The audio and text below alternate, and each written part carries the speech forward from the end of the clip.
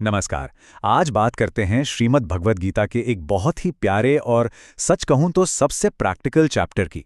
12वां अध्याय यानी भक्ति योग। ये वो चैप्टर है जो हमें सिखाता है कि भगवान से एक प्यार भरा पर्सनल रिश्ता कैसे बनाया जाए, वो भी बिल्कुल आसान भाषा में। तो चलिए साथ मिलकर देखते हैं कि ये हजारों साल पुराना ज्ञान आज हमारी जिंदगी में कैसे रोशनी ला सकता है। जरा सोच कर देखिए, कुरुक्षेत्र का मैदान, लाखों की सेना आमने सामने और बीचों बीच अर्जुन का रथ खड़ा है। एक महान योद्धा, लेकिन अंदर से पूरी तरह कंफ्यूज्ड और टूटा हुआ।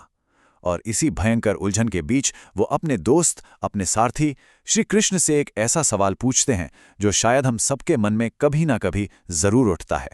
तो अर्जुन का कंफ्यूजन क्या है? वो पूछते हैं, हे कृष्ण, भगवान से जुड़ने का बेस्ट तरीका क्या है? क्या मैं आपके इस रूप की पूजा करूं जिससे मैं देख सकता हूं, मतलब साकार रूप की, या फिर उस शक्ति पे ध्यान लगाऊं जो हर जगह तो है पर दिखती नहीं, जिसका कोई रूप नहीं, मतलब निराकार? ये साकार और निराकार का सवाल आज भी उतना ही रेलेवेंट है ना? और अर्जुन के इस गहरे सवाल का जवाब श्री कृष्ण इतने प्यार से और इतनी सफाई से देते हैं कि बस दिल खुश हो जाता है।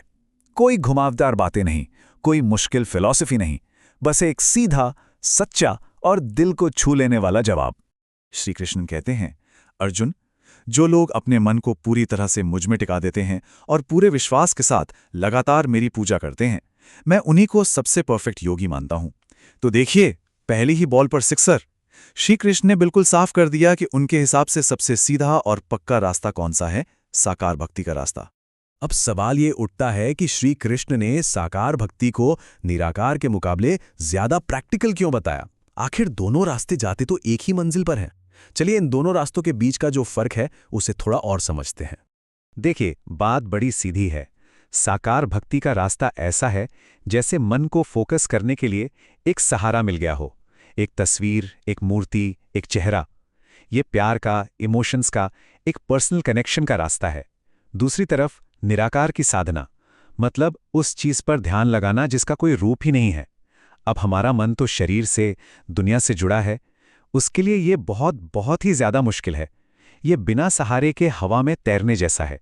इसीलिए कृष्ण कहते हैं कि इस रास्ते पर अक्सर लोगों को बहुत कष्ट और फ्रस्ट्रेशन होती है। और यहीं पर गीता की सबसे बड़ी खूबसूरती सामने आती है। श्री कृष्ण सिर्फ एक रूल बताकर बात खत्म नहीं करते, वो एक कमाल के प्रैक्टिकल गाइड है। वो जानते हैं कि हर किसी का लेवल एक जैसा नहीं होता, इसलिए वो हमें भक्ति की एक सीढ़ी देते हैं, एक लैडर, ताकि हर कोई, चाहे वो कहीं भी खड़ा हो, अपनी अपनी जगह से ऊपर चढ़ना शुरू कर सके। तो क्या है ये लैडर? पहला और सबसे ऊंचा पायदान है अपना मन, अपनी बुद्धि, सब कुछ मुझ में ही लगा दो। 24/7 बस मेरा ही ध्यान करो। अच्छा, अगर ये मुश्किल लगता है तो कोई बात नहीं, स्टेप 2 पर आ जाओ। रोज अभ्यास करो, मतलब प्रैक्टिस। जैसे रोज जिम जाकर बॉडी बनाते हैं, वैसे ही रोज थोड़ा थोड़ा ध्यान लगाने की आदत डालो। अगर ये भी नहीं जमता तो स्टेप 3 है, अपने सारे काम मेरे लिए करो। जो भी कर रहे हो, नौकरी, पढ़ाई, घर का काम, ये सोचकर करो कि ये भगवान की सेवा है। और अगर ये भी नहीं हो पाता तो आता है चौथा और सबसे आसान पायदान। बस अपने काम के रिजल्ट की चिंता करना छोड़ दो, कर्म करो और फल की टेंशन मत लो। और जरा इस आखिरी स्टेप की ताकत तो देखिए। कृष्ण कहते हैं कि फल का त्याग करने से शांति मिलती है। अनंतरम यानी तत्काल, तुरंत, कोई वेटिंग पीरियड नहीं है। जिस पल हमने रिजल्ट की चिंता छोड़ी, उसी पल मन को शांति मिल जाती है। आज की भाषा में कहें तो ये एक जबरदस्त स्ट्रेस बस्टर है। तो रास्ता तो हमें पता चल गया, लेकिन अब सवाल ये है कि इस रास्ते पे चलकर इंसान बनता कैसा है? एक सच्चे भक्त की पहचान क्या है? उसमें ऐसी क्या क्वालिटीज आ जाती हैं जो वो भगवान को इतना प्यारा लगने लगता है? आइए अब उस खूबसूरत तस्वीर को देखते हैं। श्री कृष्ण यहाँ एक ऐसे इंसान की तस्वीर खींचते हैं जो किसी से जलता नहीं, बल्कि सबका दोस्त है, सबके लिए, जिसके दिल में दया है, जिसमें मैं और मेरा वाला घमंड नहीं है, जो जिंदगी में अच्छा हो या बुरा, सुख हो या दुख, शांत रहता है, बैलेंस रहता है, जो बदला लेने में नहीं, माफ करने में यकीन रखता है और हमेशा संतुष्ट रहता है। और सबसे बड़ी बात, एक ऐसा इंसान जिसकी वजह से न किसी को टेंशन होती है और न ही वो खुद दूसरों की वजह से परेशान होता है। सच तो ये है कि ये जो गुण है, ये कोई टू डू लिस्ट नहीं है जिस पर हमें टिक लगाना है।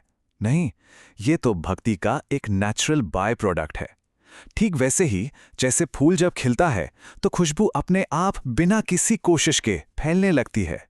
जब मन भगवान से जुड़ता है तो ये शांति, ये प्यार, ये सब गुण अपने आप अंदर से बहने लगते हैं।